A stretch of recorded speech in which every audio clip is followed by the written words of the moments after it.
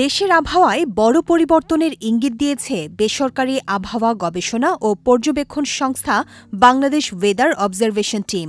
সংস্থাটি জানিয়েছে, দেশের দিকে একটি শক্তিশালী বৃষ্টিবলয় অগ্রসর হচ্ছে, যা আগামী কয়েকদিনে দেশের বিভিন্ন অঞ্চলে প্রভাব ফেলতে পারে। সংস্থাটির সর্বশেষ পূর্বাভাস অনুযায়ী আগামী ২৬ বা ২৭ এপ্রিল থেকে এই বৃষ্টিবলয়ের প্রভাব শুরু হয়ে ৭ বা ৮ মে পর্যন্ত ধাপে ধাপে সক্রিয় থাকতে পারে। এই সময়ে দেশের আবহাওয়া পরিস্থিতিতে উল্লেখযোগ্য পরিবর্তন দেখা দিতে পারে।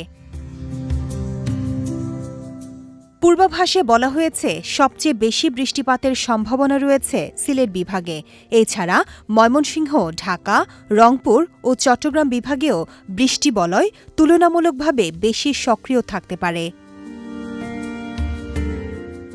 অন্যদিকে রাজশাহী, খুলনা ও বরিশাল বিভাগে মাঝারি মাত্রার বৃষ্টির প্রভাব পড়তে পারে বলে ধারণা করা হচ্ছে। বিশেষ করে সিলেট অঞ্চলে ভারী বর্ষণের পাশাপাশি স্থানীয়ভাবে জলাবদ্ধতার ঝুঁকিও তৈরি হতে পারে।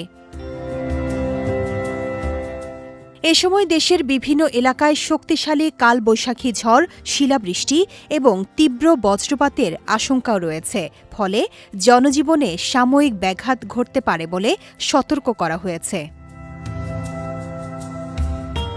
তবে এই বৃষ্টিবলয় আসার আগে আগামী ২৫ বা ২৬ এপ্রিল পর্যন্ত দেশের কিছু এলাকায় মৃদু থেকে মাঝারি ধরনের তাপপ্রবাহ অব্যাহত থাকতে পারে।